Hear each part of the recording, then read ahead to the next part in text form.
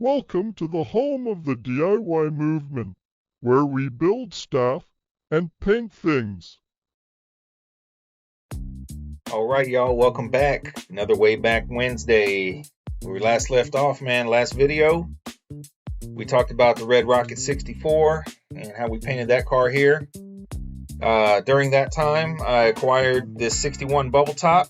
Now, when I bought it, it looked nothing like this, but this is one of the last pictures I have of it before I sold it. So this is probably going to be a 4 or 5 video little set on the 61 bubble top on the channel, and the playlist is called 4 Aces.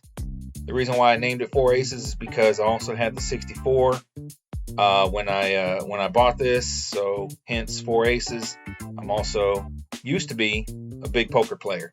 So let's get into it. Yeah, man, so this car, the 61 bubble top, it was on eBay. I found it on eBay. Well, it found me, I should say.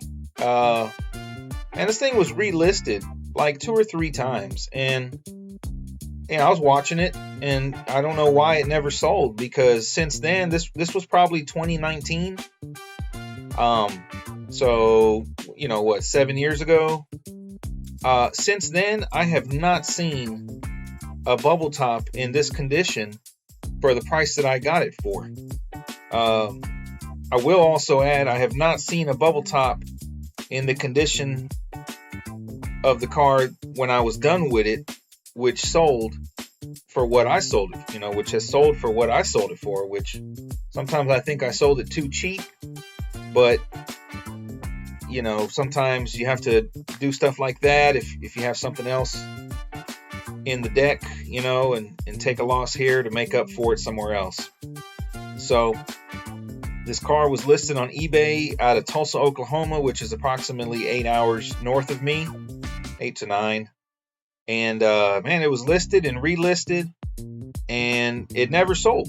And I was kind of leery at first, like, man, why isn't this car sold? Is it stolen, or what's going on with it? So at the time, like I said previously, I had just met Johnny with the Red 64, and we decided to go ahead and take a trip to Oklahoma. I believe, if I recall right, his son went with us, and we drove straight there. I think we loaded the car up, and then we got a room, and then the next day drove straight back. So it wasn't a cross country type of trip, but I want to say it was about 9 hours each way. And I mean, judging by these pictures right here, like, that's a damn solid car, I don't know why it never sold on eBay. The guy said he was tired of deadbeat, bidders. They buy it and they don't pay, and just one thing after another. The guy wanted the car gone, and I'm like, I can come get it and it'll be gone. This video is probably going to be a shorter one. I'll get into the pictures that he sent me, but these were just a couple of pictures from the trip bringing it back. You can see it's got the fat white walls. And so when I was considering getting this car, I was in communication with him on eBay messages or whatever, and eventually got his phone number. And, he is one of those guys that says, I have everything for the car.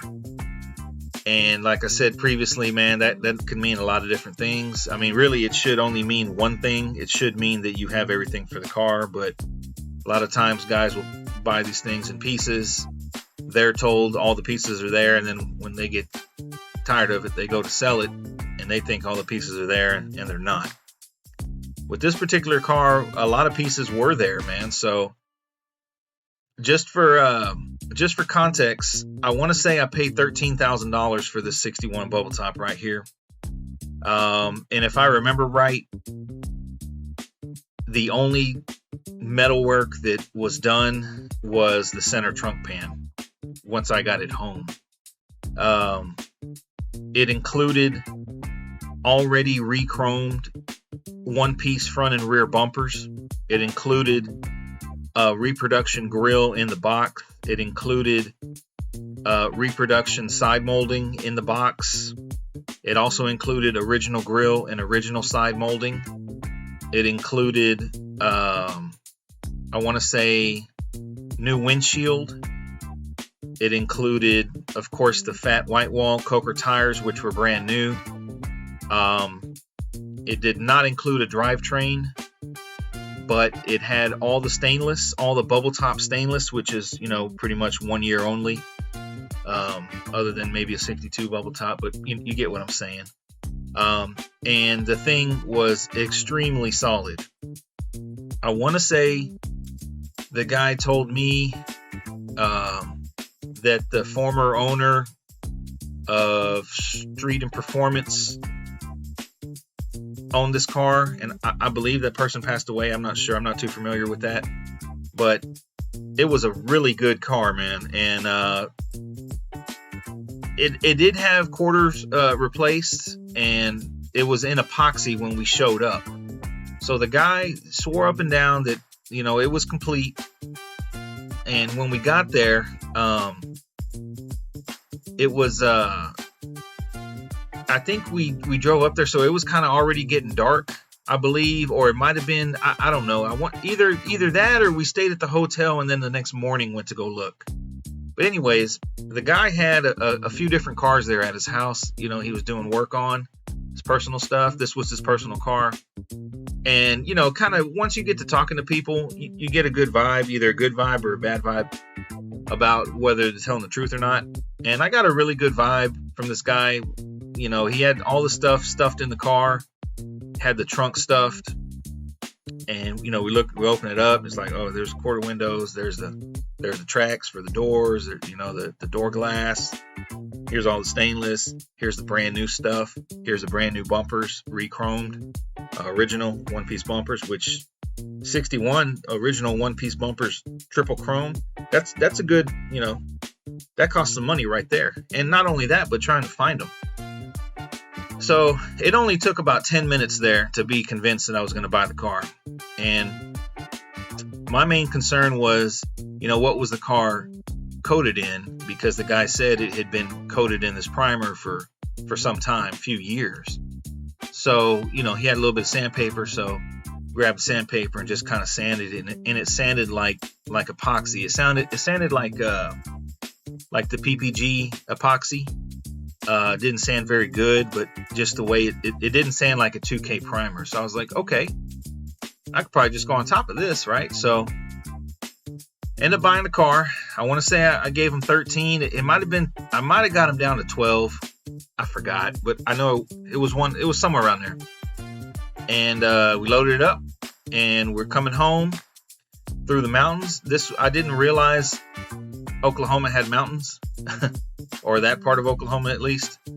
And man, when we were driving up and down, I had a half-ton truck at the time, and we could smell the brakes getting hot. It just smelled like burnt brake pads.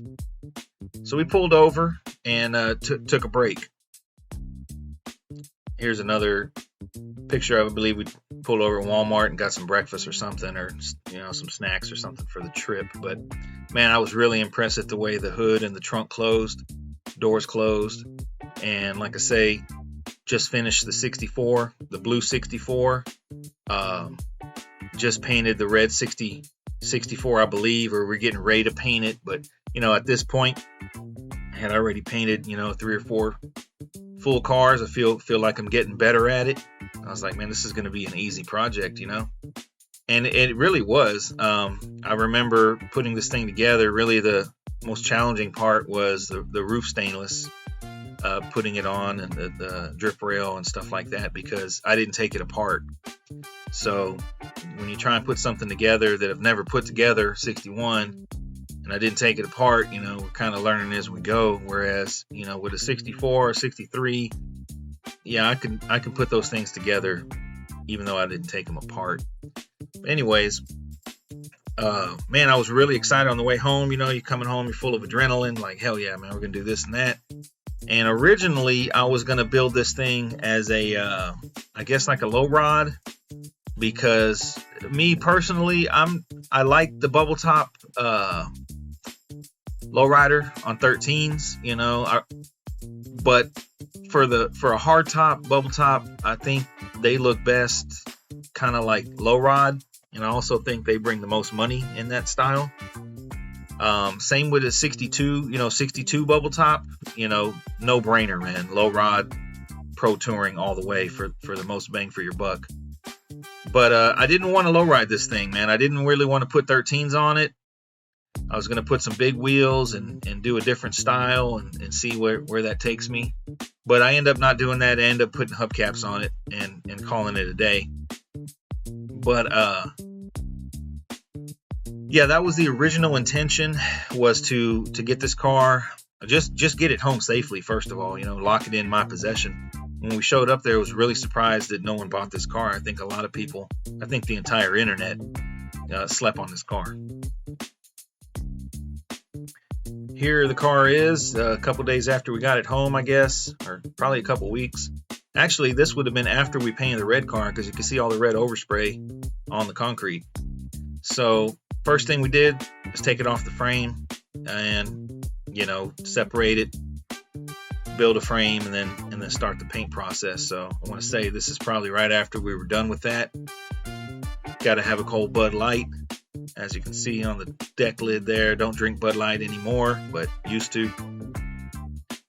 And we got it on the rotisserie, man. So we're moving right along, and we're about 12 minutes on this video. It's just going to be a little quickie. Don't have a lot of time right now, but we're going to get into more detailed pictures of the troublesome areas to look for on these bubble tops and where this car, really paid off. So I want to say I gave 13. It might have been 12, but somewhere in that range, man, for a 61 bubble top, which I challenge anybody to find one for that price these days. Man, good luck. People are wanting 20 grand for a project that needs full floors, which is crazy, which is one of the reasons why, I started the playlist talking about classic car prices, because I can't believe people are paying these prices. They get in way over their head.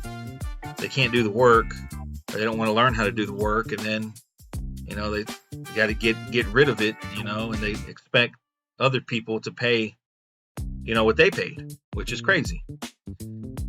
Anyways, man, that's going to wrap up this Way Back Wednesday. Hope you guys enjoyed this one, man. Just a quick one. I want to keep it going for the Wednesdays.